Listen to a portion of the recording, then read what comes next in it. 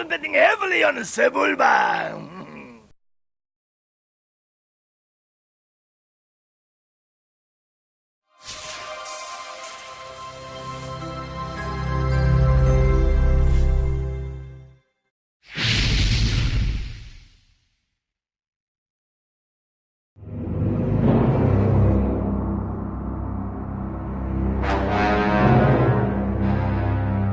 When we started talking about creating the Sith classes for the game, there were two themes to explore: domination and power. And from the existing examples of Sith in the movies, there are two different stories to be told. One about the brilliant mastermind, the powermonger, the Sith Inquisitor, and the other about the mighty, dark champion on the battlefield, the Sith warrior.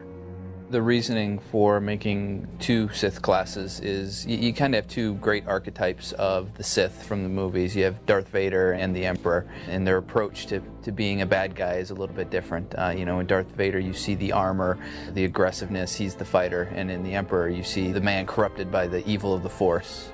It'd be a disservice to the fan to just create a single story for the Jedi, a single story for the Sith out of all the different classes. Now, when we decided, okay, we need at least two nice, complete story for the Jedi and two for the Sith, we had to do the whole package. We had to develop classes that actually match the story. From the art side, it's great because I think we get to express kind of two different visions of the Sith class. One being the warrior, the idea of armor and power and the fighter, and the other being the twisted, evil sorcerer type, and that's what we do in our Inquisitor. The Sith warrior story offers the player the chance to bang down doors and strike fear to the hearts of their enemies, leave a trail of destruction and terror in their path. The warrior doesn't negotiate, he knows what he wants, and he finds the most direct and confrontational path to getting it. The Sith Inquisitor story is more about the politics of the Empire and the dark secrets of the Force. The search for arcane relics that allow the Inquisitor to access new levels of power. And we explore what it is that makes someone crave such power. While the Sith warriors take the Force mostly to improve his martial art, to make more and more powerful attack, the Sith Inquisitors can use his powers in very interesting ways. He can use lightning as a direct attack at a distance. He can use lightning as a mean of controlling others, just taking them out of the fight. Meanwhile, the warriors is going to use the Force to make each one of his blow devastating. So you're going to see a lot more very strong attack against one person or many person. And again, he's going to imbue each one of his attack with rage and viciousness. One is a aggressive, power-armored class, and the other is more about manipulating the Force. So with a warrior's lightsaber is going to be more technical, made up of pieces and parts, and it'll have sharp edges, and it'll be very aggressive looking. The Inquisitor's lightsaber may have some ancient gem in it that is exposed through glass, or Force lightning running through the hilt.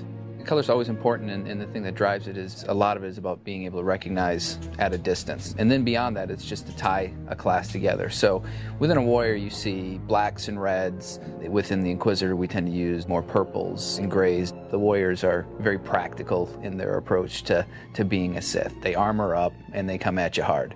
The Inquisitors, their background, they might be just as at home with rich clothing and that sort of thing. And then the Inquisitor is fun because we really get to go a little bit more crazy with them. When we say yes, there's two Sith class, the Sith warrior and the Sith Inquisitor, it doesn't mean there's only two ways to play a Sith. Each class has a lot of flexibility in it. For example, the Sith warriors can be there to shield the other players. It can also be just a purely very aggressive class. Inquisitors, if he specializes in melee, would be a very devious, controlling kind, where he doesn't have much armors, but he has the full use of the Force and all kind of exotic way to boost his own survivability. Or you could play it from the relative safety of distance and using mostly lightning as long-range attacks. And as such, your experience is going to be entirely different. Our ideal situation is for people to enjoy a class all the way through and then go back and play another class. I mean, there's an entirely another story there. With each class, we give the player an entirely different story, a completely unique experience. It's not just the chance to be evil. That's not really what the dark side is about. It's about passion, competition, the thrill of victory, and of course, the strongest should rule. But the experience depends greatly on the decisions the players make, and if those decisions are challenging and emotionally impactful, even for the Sith, that's what we're after.